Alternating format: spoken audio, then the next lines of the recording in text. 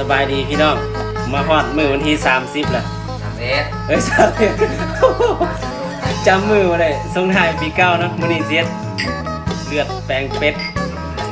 โอ้3พ่อครัวเด้อบ่แม่น3แม่ครัวเด้อผู้ใดเห็นก็ขอให้มีความสุขคือกันปีใหม่โชคดีทุกคนเด้อผู้ใดเห็นคลิปนี้ก็ได้เดี๋ยวถาเบิ่งเฮ็ดกับข้าวแล้วสิถ่ายให้เบิ่งทีมงาน3พ่อครัวเฮ็ดทางบ่ได้ยุกพ่อครัวเฮากำลังลงมือเป็ดเนาะไว้เบิ่งตอนเฮ็ดแล้วเด้อพี่น้องได้มาเบิ่งก็ขอให้โชคดีคือกันปีใหม่โอ้เฮ็ดยังกินมื้อนี้นะ2เมครัว3เมครัวนี่มุมหันหน้าพี่ดูยำสลัดขาเบิ่งเด้อยำสลัดสิออกหน้าตามันเป็นแบบไหนโอ้พักอีหยังอันนี้นะเยี่ยมมาเบิ่งดูมันเป็นอะไรโอ้งาม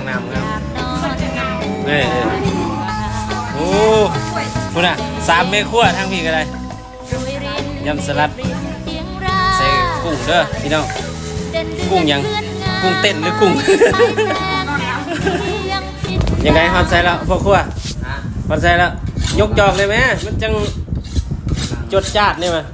อ๋อตัวทางนี้ก็ปนมีดเป็นตะย่านนะวะหันหน้ามาดูนี่พูดอ่ะคนจวดๆก็พวกเขามีกันเลยไว้ทาเบิ่งสูตรเลือดแปลงเด้อพี่น้องโอ้พากันเฮ็ดหยังเนาะนี่เนาะพากันเฮ็ดหยัง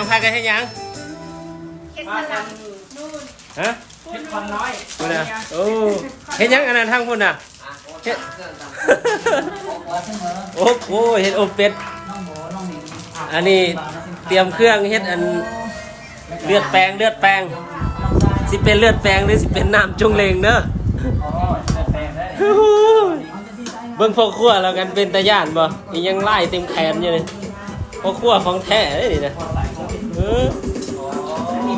เอาหาเบิ่งเลือดแปลงเอาเดี๋ยวรอเลือดแปลงค่อยเจอกันอีกคลิปนึงเด้อพี่น้องคลิปยาวพอเดี๋ยวสิเบิ่งบ่จบเลือดแปลงครีเอเตอร์มือใหม่แล้วก็ยำสลัดลาว